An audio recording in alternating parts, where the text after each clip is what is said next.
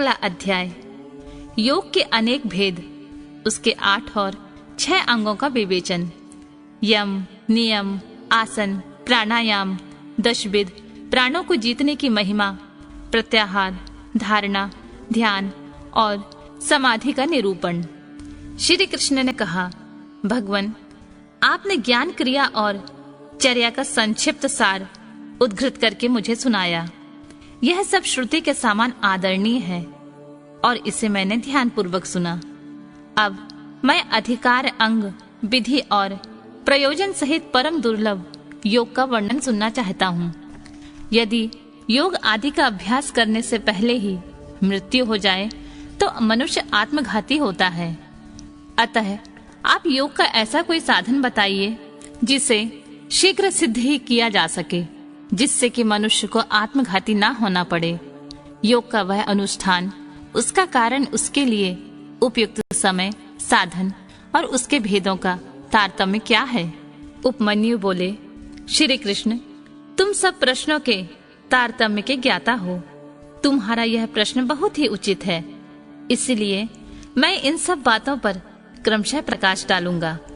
तुम एकाग्रचित होकर सुनो।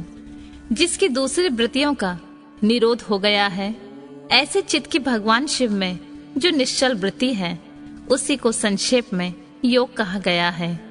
यह योग 5 प्रकार का है: मंत्र योग, स्पर्श योग, भाव योग, आभाव योग और महायोग। मंत्र जप के अभ्यास वश मंत्र के वाच्यार्थ में स्थित हुई विक्षेप रहित जो मन की वृत्ति है, उसका नाम मंत्र योग है। मन का वही वृत्ति है जब प्राणायाम को प्रधानता दे तो उसका नाम स्पर्श योग होता है। वही स्पर्श योग जब मंत्र के स्पर्श से रहित हो तो भाव योग कहलाता है। जिसके संपूर्ण विश्व के रूप मात्र का अवयव विलीन, तिरोहित हो जाता है, उसे आभाव योग कहा गया है, क्योंकि उस समय सदस्तु का मान नहीं होता। जिससे एकमात्र उपाधि शून्य शिव स्वभाव का चिंतन किया जाता है और मन की वृत्ति शिवमयी हो जाती है, उसे महायोग कहते हैं। देखे और सुने गए लौकिक और पारलौकिक विषयों की ओर से जिसका मन विरक्त हो गया हो, उसी का योग में अधिकार है, दूसरे किसी का नहीं। लौकिक और पारलौकिक दोनों विषयों के दोषों का और ईश्वर के गुणों का सदा ही दर्शन करने से मन विरक्त होता है। प्रायः सभी योग 8 या 6 अंगों से युक्त होते हैं: यम, नियम, स्वास्तिक आदि आसन, प्राणायाम, प्रत्याहार, धारणा, ध्यान और समाधि। ये विद्वानों ने योग के 8 अंग बताए हैं। आसन, प्राणायाम, प्रत्याहार, धारणा, ध्यान और समाधि, ये थोड़े में योग के 6 लक्षण हैं। शिव शास्त्र में इनके पृथक पृथक लक्षण बताए गए हैं। अन्य शिवागमों में, विशेषतः कामिक आदि में, योग शास्त्र में और किन्हीं किन्हीं पुराणों में इनके लक्षणों का वर्णन है। अहिंसा, सत्य, अस्तेय, ब्रह्मचर्य और अपरिग्रह, इन्हें सत्पुरुषों ने यम कहा है और इस प्रकार यम 5 अवयवों के योग से युक्त है: शौच, संतोष, तप, जप, स्वाध्याय और प्रणिधान। इन 5 भेदों से युक्त दूसरे योगांग को नियम कहा गया है। तात्पर्य यह है कि नियम अपने अंशों के भेद से 5 प्रकार का है। आसन के भेद 8 कहे गए हैं: स्वास्तिक आसन, पद्यासन, अर्धचंद्रासन, वीरासन, योगासन, प्रसादितासन, पर्यंकासन और अपनी रुचि के अनुसार आसन। अपने शरीर में प्रकट हुई जो वायु है, उसे प्राण कहते हैं। उसे रोकना ही उसका आयाम है। उस प्राणायाम के 3 भेद कहे गए हैं: रेचक, पूरक और कुंभक। नासिका के एक छिद्र को दबाकर या बंद कर कर दूसरे से उदर स्थित वायु को बाहर निकालें, इस क्रिया को रेचक कहा गया है। फिर दूसरे नासिका के छिद्र के द्वारा बाहर वायु से शरीर को धोखने की भांति भर लें। इसमें वायु के पूरण की क्रिया होने के कारण इसे पूरक कहा गया है। जब साधक भीतर की वायु को ना छोड़ता और न बाहर की वायु को ग्रहण करता है, केवल भरे हुए घड़े की भांति अविचल भाव से स्थित रहता है, तब उस प्राणायाम को कुंभक नाम दिया जाता है। योग के साधक को चाहिए कि वह रेचक आदि 3 प्राणायाम को ना तो बहुत जल्दी करे और ना बहुत देर से करे। साधना के लिए उद्यत हो, क्रम योग से उसका अभ्यास करे। रेचक आदि में नाड़ी शोधन पूर्वक जो प्राणायाम का अभ्यास किया जाता है उसे स्वेच्छा से उत्क्रमण पर्यंत करते रहना चाहिए। यह बात योग शास्त्र में बताई गई है। कनिष्ठ आदि के क्रम से प्राणायाम 4 प्रकार का कहा गया है। मात्रा और गुणों के विभाग तारतम्य से ये भेद बनते हैं। 4 भेदों में से जो कन्यक या कनिष्ठ प्राणायाम है वह प्रथम उद्घात कहा गया है। इसमें 12 मात्राएं होती हैं। मध्यम प्राणायाम द्वितीय उद्घात है। इसमें 24 मात्राएं होती हैं। उत्तम श्रेणी का प्राणायाम तृतीय उद्घात है। इसमें 36 मात्राएं होती हैं। उससे भी श्रेष्ठ जो सर्वोत्कृष्ट चतुर्थ प्राणायाम है वह शरीर में स्वेद और कंप आदि का जनक होता है। योगी के अंदर आनंद जनित रोमांच नेत्रों से अश्रुपात, जल्प, भ्रांति और मूर्छा आदि के भाव प्रकट होते हैं। घुटने के चारों ओर प्रदक्षिण क्रम से न बहुत जल्दी और न बहुत धीरे धीरे चुटकी बजाएं। घुटने की एक परिक्रमा में जितनी देर तक चुटकी बजती है उस समय का मान 1 मात्रा है। मात्राओं की क्रमशः जानना चाहिए। उद्घात क्रम योग से नाड़ी शोधन पूर्वक प्राणायाम करना चाहिए।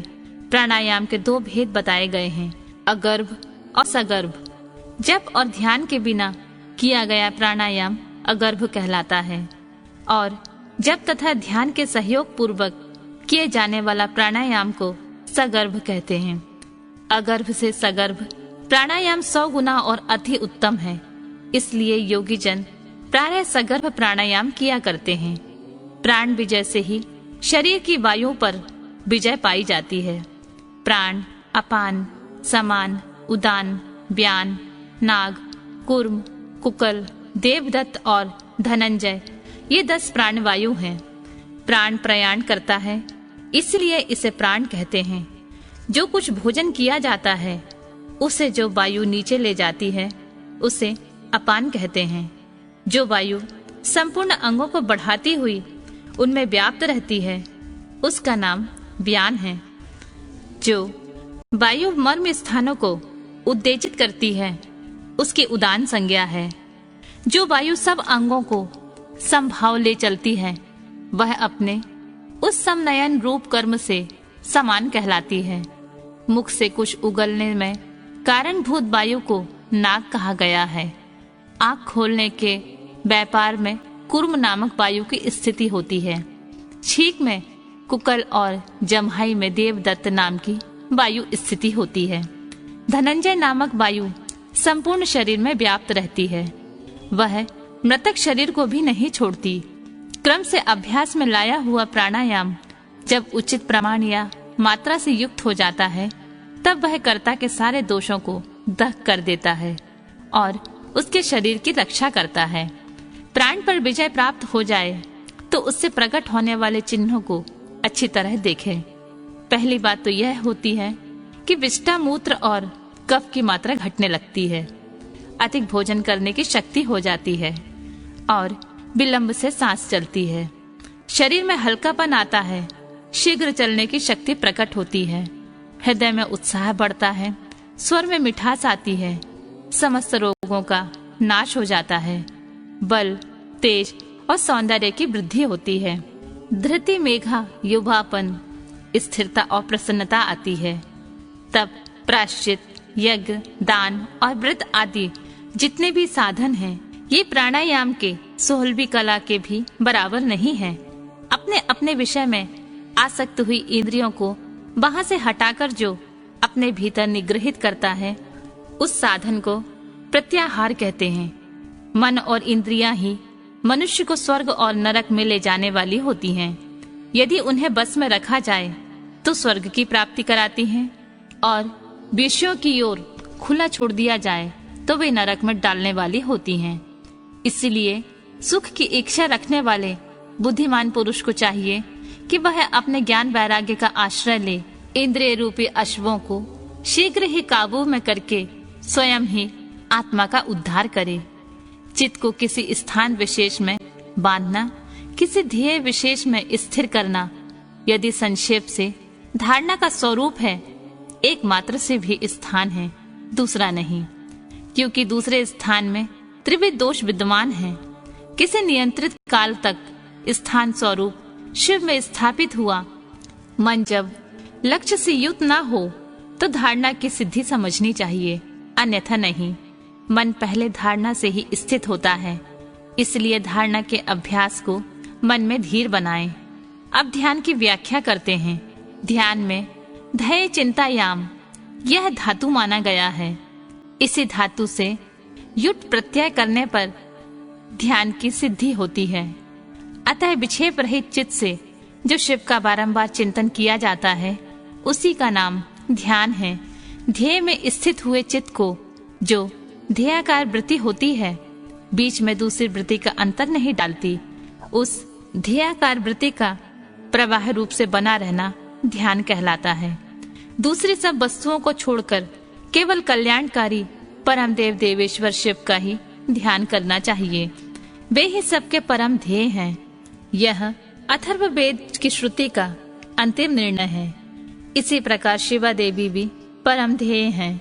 ये दोनों शिवा और शिव संपूर्ण भूतों में व्याप्त हैं। श्रुति, स्मृति एवं शास्त्रों में यह सुना गया है कि शिवा और शिव सर्वव्यापक, सर्वदा उदित, सर्वज्ञ एवं नाना रूपों में निरंतर ध्यान करने योग्य हैं। इस ध्यान के दो प्रयोजन जानने चाहिए। पहला है मोक्ष और दूसरा है अणिमा आदि सिद्धियों की उपलब्धि। ध्याता, ध्यान, ध्येय और ध्यान प्रयोजन, इन चारों को अच्छी तरह जानकर योगवेत्ता पुरुष योग का अभ्यास करे। जो ज्ञान और वैराग्य से संपन्न, श्रद्धालु, क्षमाशील, ममता रहित तथा सदा उत्साह रखने वाला है, ऐसा ही पुरुष ध्याता कहलाता है। अर्थात वही ध्यान करने में सफल हो सकता है। साधक को चाहिए कि वह जप से थकने पर फिर भी ध्यान करे और ध्यान से थक जाने पर पुनः जप करे। इस तरह जप और ध्यान में लगे हुए पुरुष का योग जल्दी सिद्ध हो जाता है। 12 प्राणायामों की एक धारणा होती है, 12 धारणाओं का ध्यान होता है और 12 ध्यान की एक समाधि कही गई है। समाधि को योग का अंतिम अंग कहा गया है। समाधि से सर्वत्र बुद्धि का प्रकाश फैलता है। जिस ध्यान में केवल ध्येय ही अर्थ रूप से भासता है, ध्याता निश्चल महासागर के समान स्थिर भाव से स्थिर रहता है और ध्यान स्वरूप से शून्य सा हो जाता है। उसे समाधि कहते हैं। जो योगी ध्येय में चित्त को लगाकर सुस्थिर भाव से उसे देखता है और बुझी हुई आग के समान शांत रहता है, वह समाधिस्थ कहलाता है। वह न सुनता है, न सूंघता है, न बोलता है, न देखता है, न स्पर्श का अनुभव करता है, न मन से संकल्प विकल्प करता है और न उसमें अभिमान की वृत्ति का उदय होता है और न वह बुद्धि के द्वारा ही कुछ समझता है, केवल काठ की मूर्ति के भांति स्थिर रहता है। इस तरह शिव में लीन चित हुए योगी को यह समाधिस्थ कहा जाता है। जैसे वायु रहित स्थान में रखा हुआ दीपक कभी नहीं हिलता, निष्पन्द सा बना रहता है, उसी तरह समाधि निष्ठ शुद्ध चित योगी भी उस समाधि से कभी विचलित नहीं होता, सुस्थिर भाव से स्थिर रहता है। इस प्रकार उत्तम योग का अभ्यास करने वाले योगी के सारे अंतराय शीघ्र ही नष्ट हो जाते हैं और संपूर्ण विघ्न भी धीरे धीरे दूर हो जाते हैं।